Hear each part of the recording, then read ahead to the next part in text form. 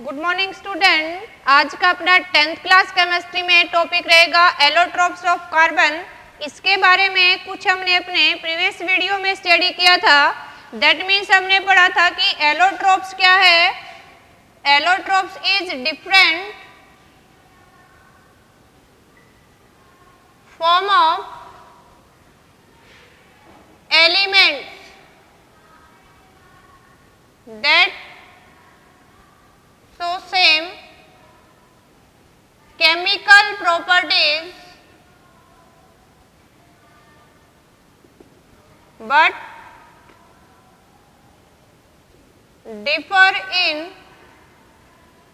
their physical properties।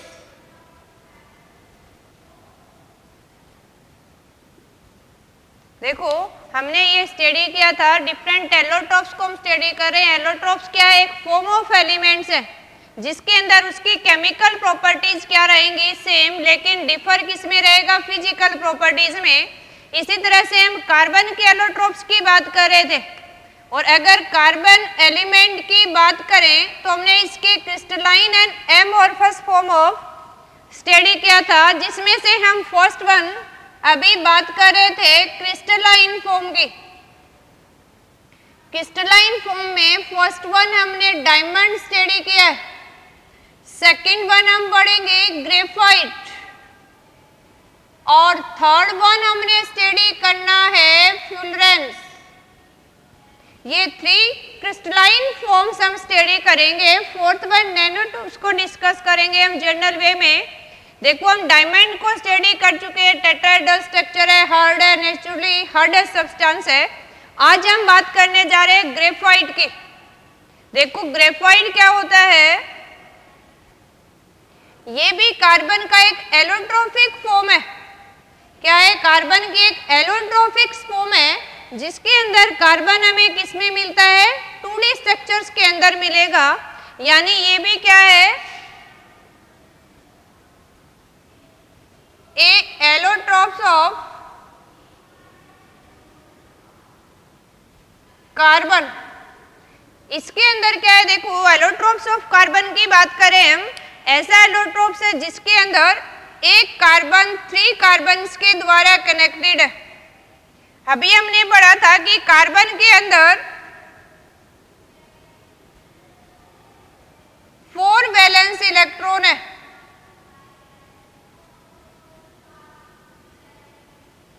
Carbon के अंदर अगर हम बात करें तो 4 वैलेंस इलेक्ट्रॉन एग्जिस्ट कर रहे हैं। दैट मीन्स एक एक इलेक्ट्रॉन इसने बॉन्डिंग में यूज कर लिया, and fourth one electron is free.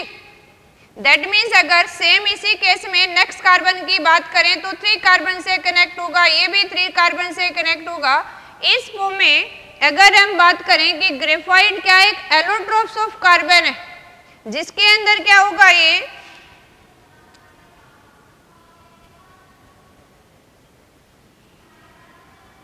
a single carbon atom bonded with 3 other carbon atoms। एक carbon atom 3 other carbon atom के साथ बॉन्डेड है। दैट मीन्स अगर इसके पास 4th वैलेंस इलेक्ट्रॉन है, यानी हम राइट अप करें 4th valence electron is free. ये 4th जो वैलेंस इलेक्ट्रॉन है, ये क्या करेगा? देखो इसी केस में इस कार्बन ने 3 इलेक्ट्रॉन यूज कर लिए बॉन्डिंग में। अब इस कार्बन के पास भी फ्री इलेक्ट्रॉन है, इसके पास भी फ्री इलेक्ट्रॉन है। दैट मीन्स इसके पास भी, ये आपस में क्या कर लेता है? साइड ओवरलैपिंग कर लेता है। दैट मीन्स कार्बन कार्बन के बीच में हमें क्या मिलता है? पाई बॉन्डिंग बना लेता है। क्या बना लेता है? ये पाई बॉन्डिंग्स। देखो ये एलोट्रोप्स ऑफ कार्बन है, सिंगल कार्बन 3 कार्बन के साथ बॉन्डेड है, 4th one valence electron free है। इसकी वजह से इसकी प्रॉपर्टी में कुछ इंप्रूवमेंट आ जाता है। देखो क्या इंप्रूवमेंट आता है? 4th वन इलेक्ट्रॉन फ्री है। That means carbon carbon having some pi bond factors.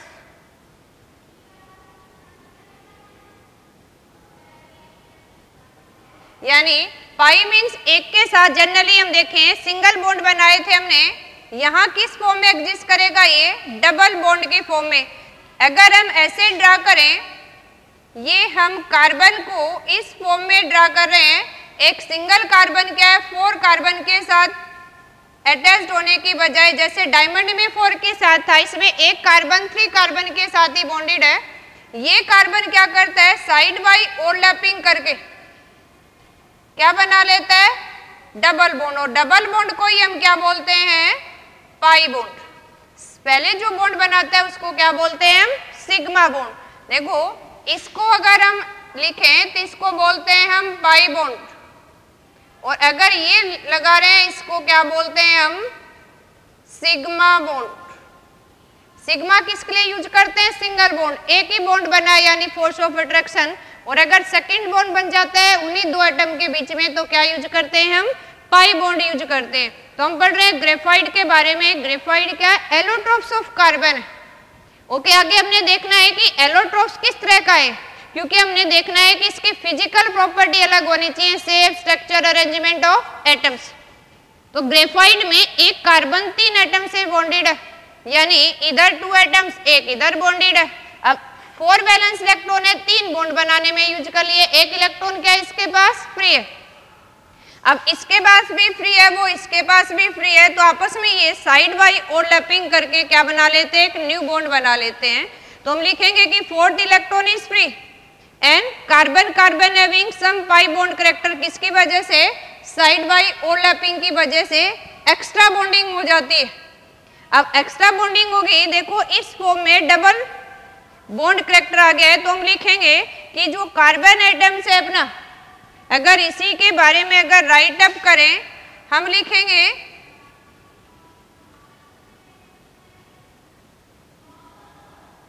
In graphite carbon form layer structure. देखो ये लेयर स्ट्रक्चर्स कैसे बनाता है ये भी राइट अप कर लेते हैं हम।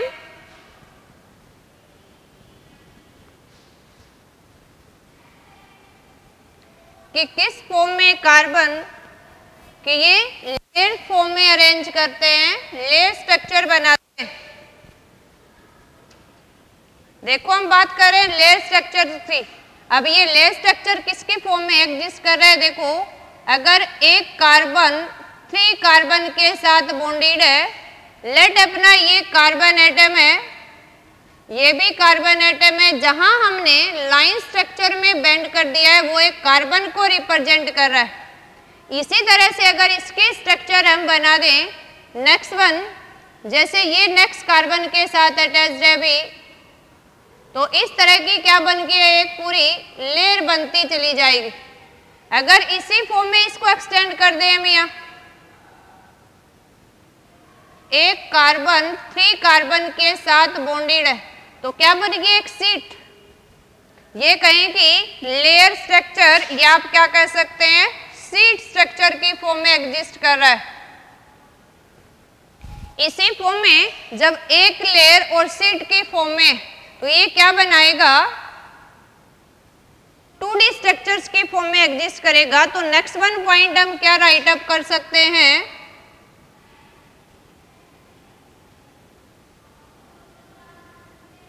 it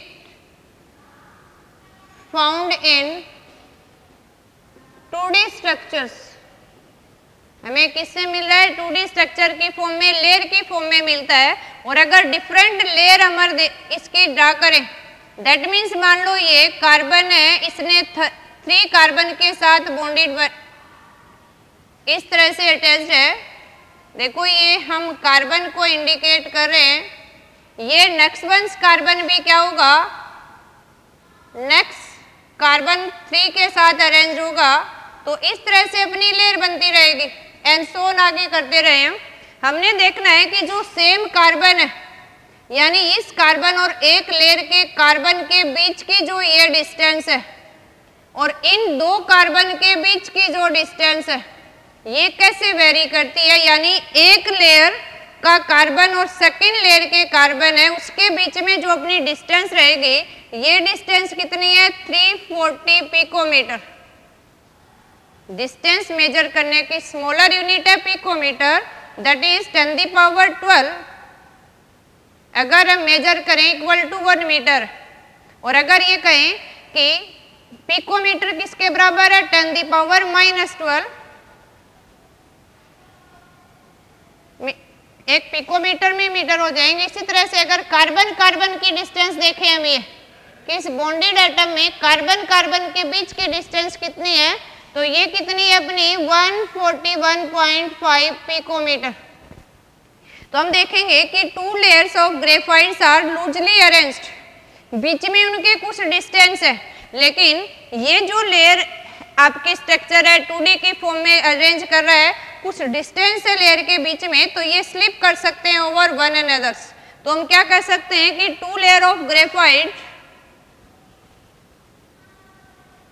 2 लेयर ऑफ ग्रेफाइट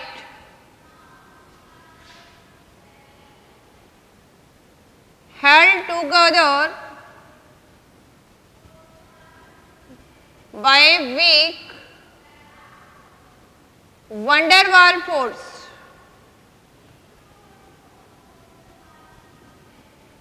देखो ये फोर्स का नाम है, हम टाइप ऑफ बॉन्डिंग पढ़ेंगे तब एक्सप्लेन करेंगे। एक वीक टाइप ऑफ बॉन्ड है, वेरी वीक, जिसके द्वारा according to name of scientist ये लिया गया है। सिंपली हम इसको van der Waals फोर्सेस ऐसे भी इंडिकेट करेंगे। तो weak van der Waals force के द्वारा 2 लेयर्स आर हेल्ड टुगेदर। इसी के बेसिस से इसकी कुछ प्रॉपर्टी इंप्रूव हो जाती है। इसके अंदर 4th 1 इलेक्ट्रॉन फ्री है, जिससे भी इसके ग्रेफाइट से प्रॉपर्टी कुछ डिफरेंट हो जाएंगी। ग्रेफाइट में सारे के सारे valence electron use for bonding, क्योंकि टेट्राहेड्रल था, 4 कार्बन से बॉन्डेड था, यहाँ 3 कार्बन से बॉन्डेड है, 4th 1 इलेक्ट्रॉन फ्री है। डायमंड में सारे के सारे सिंगल बॉन्डेड थे, लेकिन यहाँ कैसे हैं डबल बॉन्डेड है। इसी तरह से ये लेयर स्ट्रक्चर बना रहा है, वो जा जैसे कॉम्पैक्ट हार्ड स्ट्रक्चर फॉर्मेशन कर रहा था। तो इससे रिलेटेड देखो हमने ध्यान रखना है कि अब जो पढ़ रहे हैं ग्रेफाइट के बारे में। ग्रेफाइट के अंदर क्या होगा, हमने पढ़ा है कि एक कार्बन 3 एटम से बॉन्डेड है, जिसकी वजह से 4th 1 इलेक्ट्रॉन्स आर फ्री। तो हम सिंपली ये भी ड्रा कर सकते हैं कि इसके अंदर क्या है, मल्टीपल बॉन्डिंग है।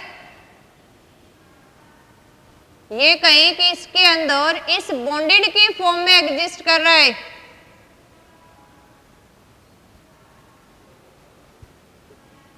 तो ये क्या हो जाएगी, अपनी different allotropic form of carbons को मेंशन कर सकते हैं। क्या हो जाएंगे, इसमें डबल सिंगल बॉन्डेड आ जाएगी। That means somehow pike bond characters also. अब देखो ये हमने पढ़े ग्रेफाइट्स के बारे में। अब इससे रिलेटेड कुछ यूजेस देखते हैं कि हम ग्रेफाइट को यूज कहाँ करते हैं। इसकी लेयर स्ट्रक्चर है, इसी की फॉर्म में क्या लिख सकते हैं, इसको जो इसकी स्ट्रक्चर हम ड्रा करते हैं, ये कैसी स्ट्रक्चर है, हेक्सागोनल लेयर स्ट्रक्चर। ये भी ध्यान रखना है हमने। इससे रिलेटेड अगर हम देखें इसके यूजेस कि कहाँ यूज करते हैं हम ग्रेफाइट को, किसकी बात करें हम, यूजेस ऑफ ग्रेफाइट। देखो ग्रेफाइट्स को हम यूज कहाँ करते हैं, हमने बहुत बार देखा है कि ग्रेफाइट्स को हम हैजे मार्कर की तरह, यानी अपनी पेंसिल में जो लीड है वो बनाने के लिए यूज करते हैं। यानी कहाँ यूज करते हैं, graphite used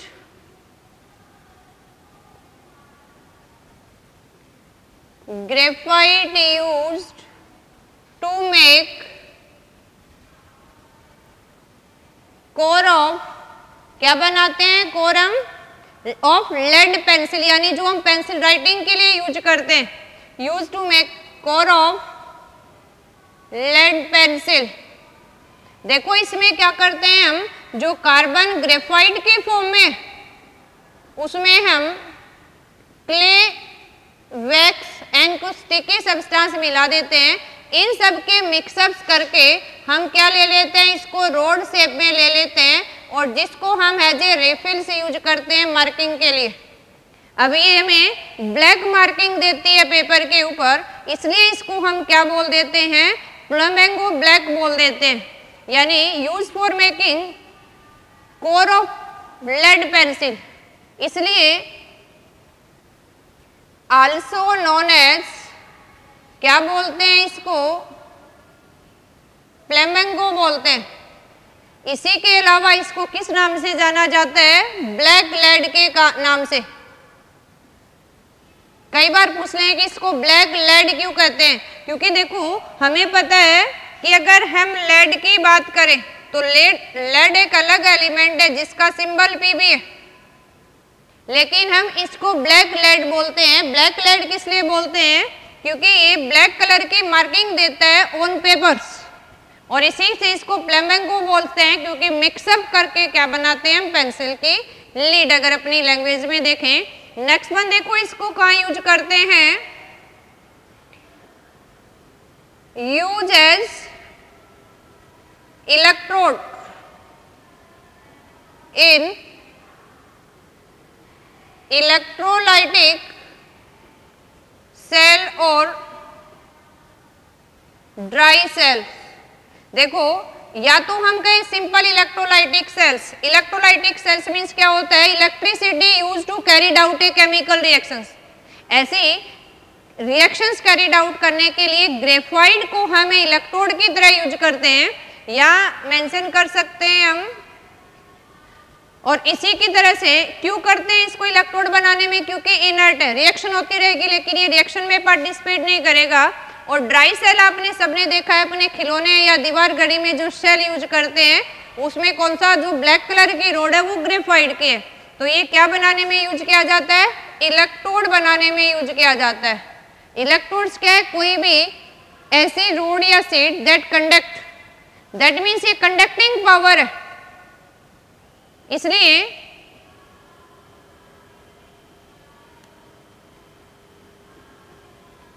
use as conductor in electrochemical cell. और ये अपनी ड्राई सेल क्या है, इलेक्ट्रोकेमिकल सेल। ये कंडक्टर क्यों है, क्वेश्चन बन जाता है, किसकी वजह से है, ड्यू टू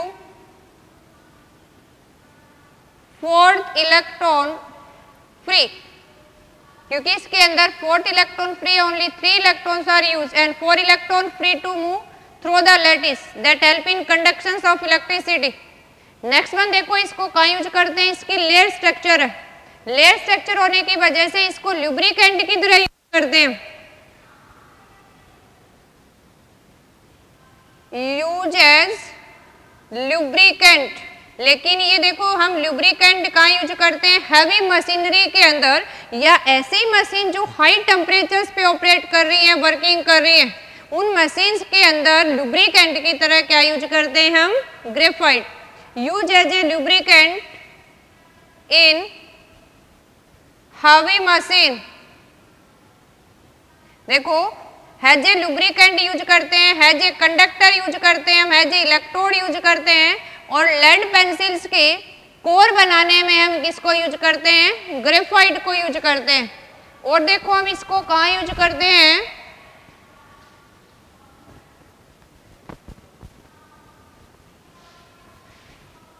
इसको जनरली न्यूक्लियर प्लांट्स में यूज करते हैं। न्यूक्लियर प्लांट्स में देखो, न्यूक्लियर प्लांट्स क्या है, थर्मल पावर प्लांट्स की जगह ये न्यूक्लियर पावर प्लांट्स होते हैं, जिसमें न्यूक्लियर फ्यूल से इलेक्ट्रिसिटी जनरेट की जाती है। उसमें न्यूट्रॉन को स्ट्राइक किया जाता है फ्यूल के साथ। उस न्यूट्रॉन की स्पीड को स्लो डाउन करने के लिए जो केमिकल्स यूज किया जाता है उसको मॉडरेट बोलते हैं। और हैज ए मॉडरेट किसको यूज करते हैं, ग्रेफाइट यूज रोड को। तो हम लिख लेते हैं यूज एज मॉडरेट। और किस में यूज किया जाता है, यूज एज ए मॉडरेट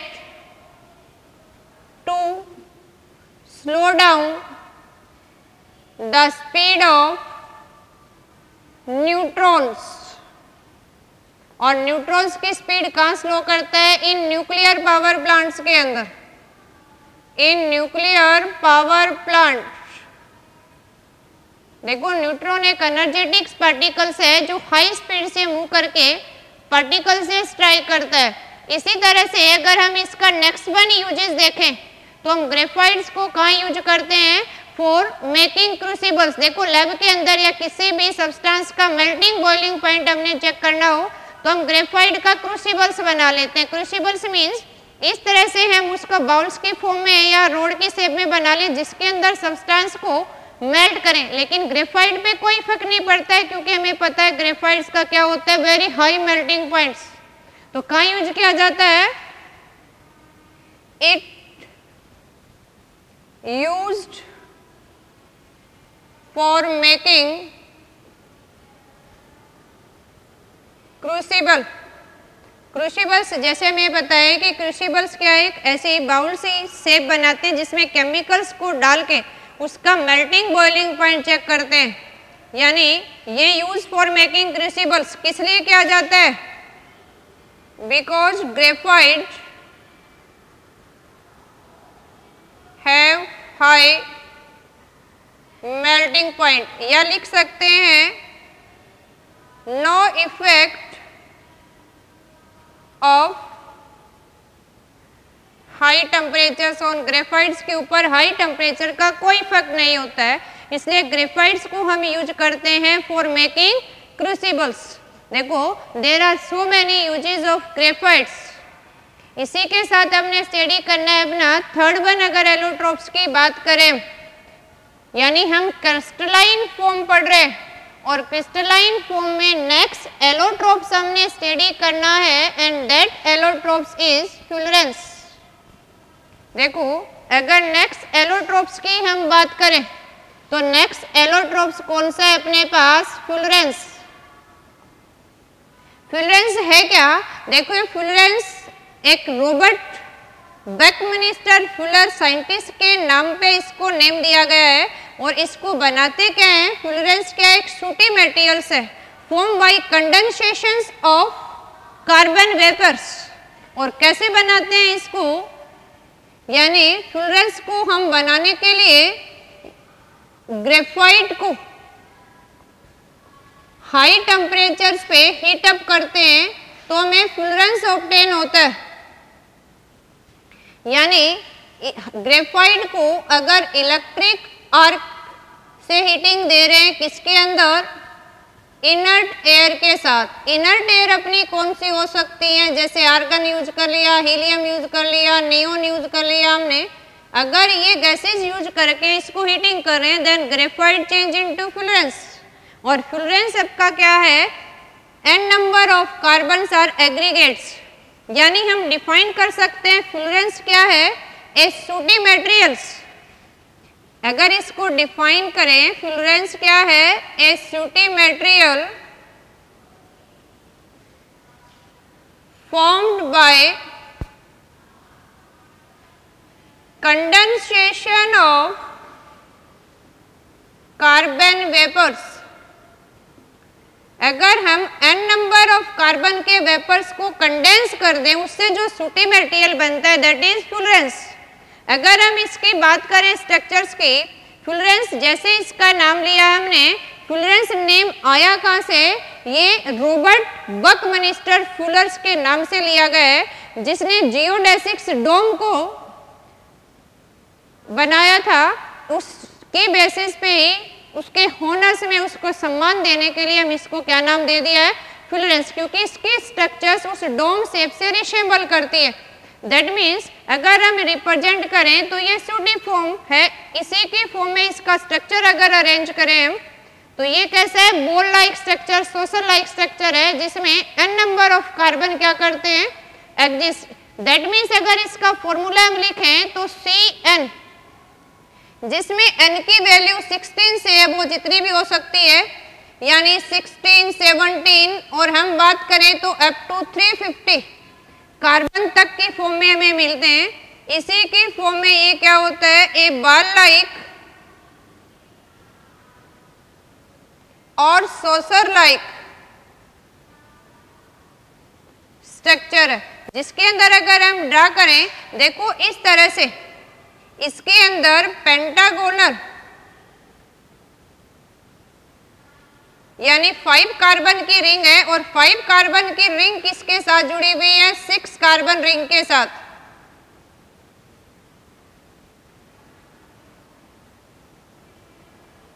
अगर इस तरह से हम इसको ड्रा करें तो ये 5 और 6 मेंबर रिंग के साथ कनेक्टेड है।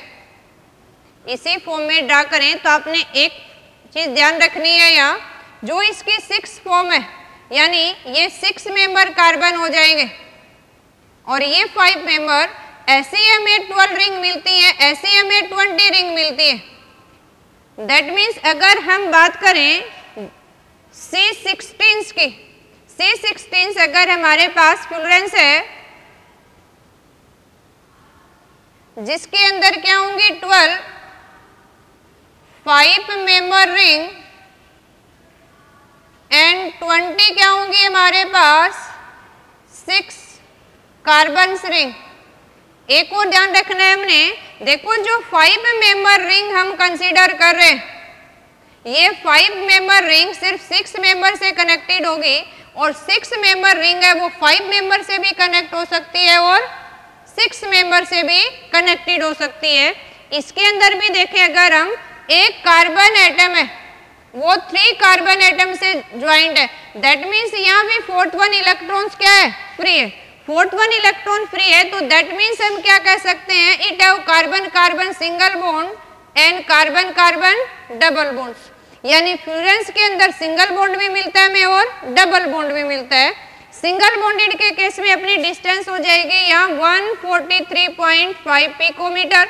अगर कार्बन कार्बन के बीच की डिस्टेंस हम देखें that is known as bond, और कार्बन कार्बन अगर डबल बॉन्ड की बात करें तो अपने पास यहाँ डिस्टेंस हो जाएगी डबल बॉन्डेड की 138.3 पिकोमीटर, यानी फ्लोरेंस के अंदर सिंगल बॉन्डेड कार्बन भी मिलते हैं हमें, डबल बॉन्डेड्स भी। देखो अब हम पढ़ रहे हैं तो इसके ऊपर एक क्वेश्चन बनता है कि इसके यूजेज कहाँ हैं, हम कहाँ इसको स्टडी कर रहे हैं।